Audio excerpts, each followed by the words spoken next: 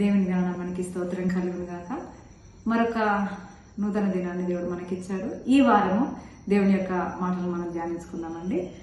తిమోతికి రాసిన మొదటి పత్రిక 6వ అధ్యాయము 6వ వచనం 7-8 చూసినట్టయితే కనుక, సంతుష్టికరమైన భక్తి గొప్ప లాభసాధకమై ఉన్నది.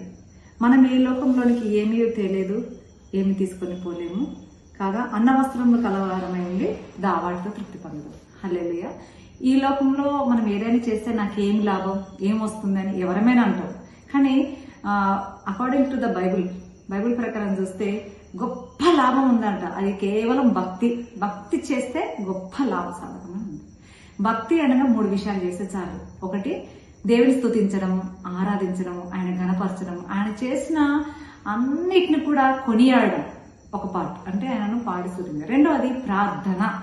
మన స్థితిగతులు పరిస్థితులు ఎలాగున్నప్పటికీ ప్రార్థించడం కనుక మనకు ఉంటే అది దేవుని యొక్క సింహాసనాన్ని కదిలిస్తుంది, ఆయన హృదయాన్ని కదిలిస్తుంది. మూడవది వాక్యాన్ని ధ్యానించాలి. ఎందుకంటే ఆయన వాక్యమై ఉన్నాడు కనుక ఆయన మనతో ఏం మాట్లాడుతున్నాడు అనేది చాలా ముఖ్యమైనది.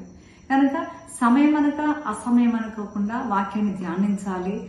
అవసరం ఉంటే, లేకపోతే మనకు సమయం అనేది ఉంటే ఇతరులకి బోధించాలి. కనుక దేవుని కొనియాడాలా, స్తుతించాలి, పాడాలి, అలాగే ప్రార్థించాలి, వాక్యాన్ని ధ్యానించాలి. దైవ భక్తి మనం చేస్తే గొప్ప లాభసాధకం. అదే తిమోతికి రాసిన మొదటి పత్రిక 4:8 ఏమన్నా, దైవ భక్తి అట ఇహ సంబంధమును పర సంబంధం కూడా గొప్ప ప్రయోజనమైందట. ఏ భక్తి? దేవుని యొక్క భక్తి చేస్తే ఇప్పుడు ప్రయోజనమే, మరి రాబోయే ఆ లోకంలో కూడా మనకు ప్రయోజనం ఉందంట. కనుక మనం జీవిస్తున్నామంటే ఆయన కృప తప్ప వేరొకటి లేదు. ఆ కృప కలిగిన మనము దైవ భక్తితో జీవిస్తాము, గొప్ప లాభాన్ని మనం పొందుకుందాము, ఆయన మహిమార్థమే ఈ లోకంలో జీవిస్తాము. దేవుడి మాటలను దీవించి మన అందరి జీవితాల్లో ఫలింప చేయనుగాక. ఆమేన్. చిన్న ప్రార్థన చేసుకున్నాం. సకల ఆశీర్వాదాలకు కానుగుతున్న పరలోక తండ్రి, మీకు వందనాలు చెల్లిస్తున్నాం ఆయన. ఇంతవరకు దైవభక్తి గురించి మాకు బయలుపరిచిన దేవ, గొప్ప లాభసాధకం కేవలం దైవభక్తి. ఏ విధంగా మేము లాభాన్ని పొందుకోవాలో, ఇహమందును పరమందును ప్రయోజకరమైనది ఏమై ఉండదో మాకు తెలియపరిచినందుకు వందనాలయ్యా. నీ వాక్యపు వెలుగులో మేము జీవిస్తూ మీ మహిమార్థమై ఉంటూ ఈ 11 మాసాలు మీరిచ్చే సర్వ సమృద్ధిని మేము పొందుకొని మీ మహిమార్థమై జీవించే కృప భాగ్యాన్ని మాకు దయచేయమని, యేసయ్య నీ వాక్యంలో మమ్మల్ని దీవించమని యేసు నామమున నడుచున్నాడు పరమ తండ్రి. Amen. Amen. God bless you. God bless you. God bless you. మీకేమైనా ప్రార్థన అవసరాలతో ఉంటే మాకు సంప్రదించండి. మా ఫోన్ నెంబరు మీకు స్క్రీన్ మీద కనబడుతుంది కనుక ఆ ఫోన్ నెంబరు సంప్రదించండి.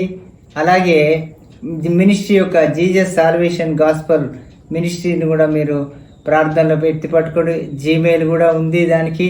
కాబట్టి ఆ మినిస్ట్రీకి కూడా మీరు మెయిల్ ద్వారా కూడా సంప్రదించవచ్చు, ఫోన్ ద్వారా సంప్రదించవచ్చు. దేవుడు మిమ్మల్ని అందరినీ కూడా ప్రత్యేకంగా అత్యధికంగా ఆశీర్వదించును గాక. ఆమేన్. ఆమేన్.